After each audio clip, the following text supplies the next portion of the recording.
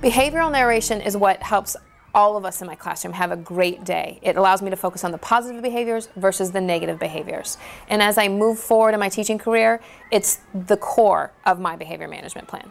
So the advantage of using narration in my classroom is that it helps my students hear the directions again. It gives them an opportunity to hear who's doing what correctly. It's encouraging them to be that person that's doing things correctly. That way they are getting the positive shout out. And it's not about being negative in my classroom. It's so that everybody is getting a chance to be seen in a positive light.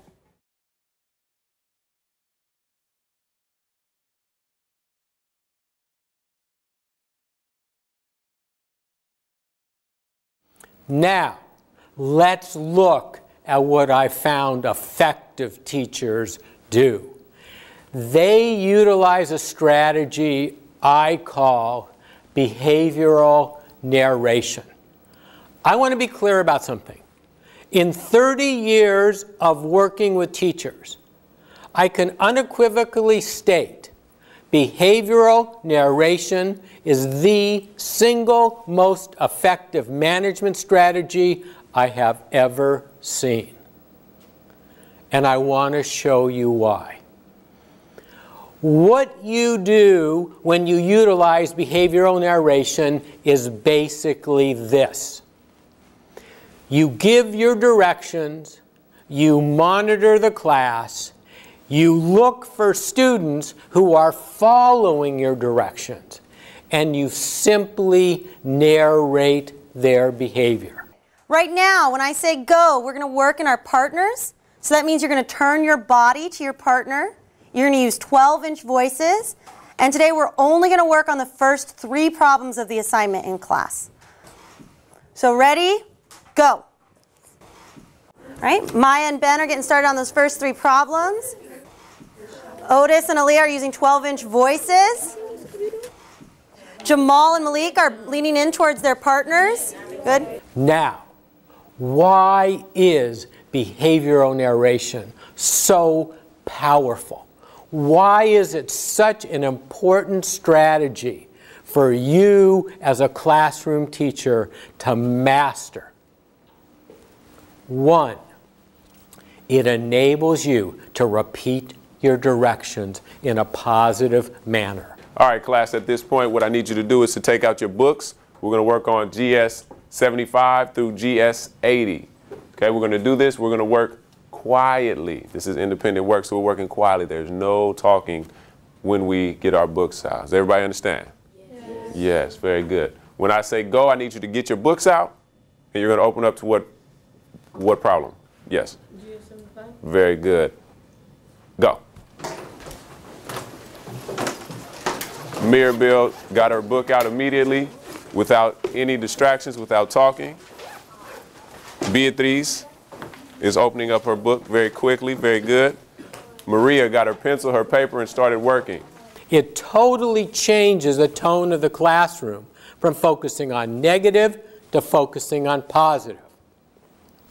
Next, behavioral narration enables you to recognize student behavior, but without the drawback of praise. Praise is judgmental. I like the way Patrick is working. Jose, great job getting to work. Roberto, oh, it's so special what you're doing. The problem with praise is not only it's judgmental and you're motivating the students to do it to please you, but after a while the kids get sick of it. With behavioral narration, all you're doing is simply describing the behavior in observable terms. I need to know that you can do the rest of this by yourself. So we're going to try another one, but you're going to try it by yourself as I walk around. Alexis is ready. He's got his pencil in his hand, and he's looking at question number 2. Andrea is ready with her pencil, and she has her finger on question number 2. Let me look for everyone has their finger or their pencil pointing to number 2. And last, and this is another tremendous benefit, Through the use of behavioral narration, you can demonstrate to the students you are on top of their behavior.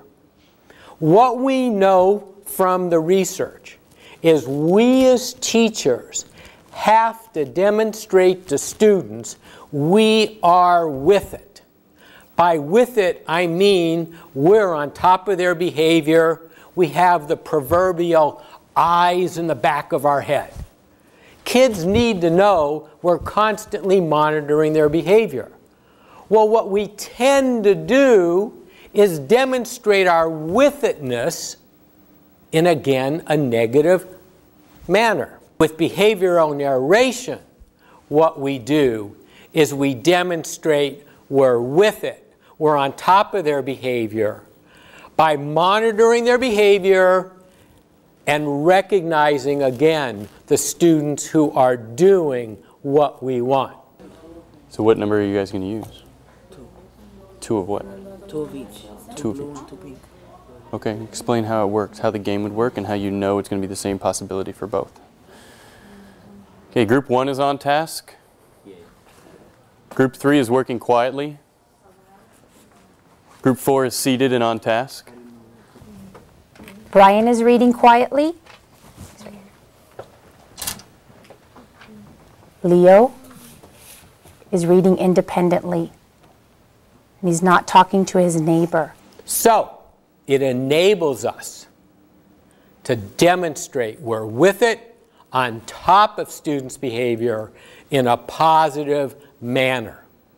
We're able to take charge of the classroom in a positive, not negative way. Now, let's look at the guidelines for how do we utilize behavioral narration. First, you give your directions to the students. Next, you need to follow what I call the 2-second rule. Within 2 seconds of giving your directions, you want to monitor and narrate the behavior of students who are doing what you want. Why 2 seconds? Research indicates you must immediately recognize and reinforce the behavior to increase the impact of your words.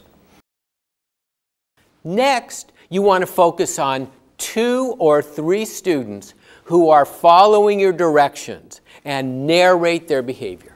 Now, what I've learned from master teachers is that of the 3 students, it's frequently one of their non-compliant or difficult students, because they want to give those kids the maximum amount of positive attention to teach them to be successful in the classroom. Now, if you're working with older students who may not want to be singled out by name for attention, you may find it useful to narrate groups of students who are following your directions. And last, you always narrate before you ever correct students. Why is this? Very often, by narrating students who are on task, you will cue the off-task disruptive students that you are on top of behavior, and the students will choose to get on task and follow directions. Zenobia's eyes are on me and she's showing me that she's ready to learn. Xavier's eyes are on me, showing me that he's ready to learn. Derek's now joined us, showing me that he's ready to learn. Michaela's ready to learn. Behavioral narration is also an amazingly effective strategy to teach students to stay on task, especially during instructional activities. What typically happens during an instructional activity, be it you're up there teaching, the kids are working independently, is as a teacher, we get so involved in the lesson that we forget to monitor the behavior of the students. And again, what happens is we tend only to respond to the kids who aren't doing what we want. So we're constantly, cut it out, shh, I'm up here teaching, cut it out. You're supposed to be working independently, cut it out. What we're after is, again, monitoring students' behavior and teaching them that when you're following directions, I will recognize it and support it. Who knows what the word rigorous means? Rigorous. It's a big academic word. Rigorous. R-I-G-O-R-O-U-S. I can tell Jasper is paying attention to me because his eyes are on me. I can tell Chester's paying attention to me because his eyes are on me. Who knows what the word rigorous means? What do teachers do at the beginning of the year to utilize behavioral narration to keep students on task during an instructional activity? Or if they're trying to turn around a class where disruptive behavior is a problem. What they do is this. During an instructional activity, every 60 seconds, every minute, they stop what they're doing, monitor the class, find students who are doing what they want, and narrate the behavior. Let's summarize. Second step of the behavior management cycle, behavior narration. You want to immediately narrate the behavior of on-task students, especially those who are difficult. You want to narrate 2 or 3 students. You want to narrate before you correct students' behavior. During instructional time, you want to monitor students' behavior and narrate every 60 seconds.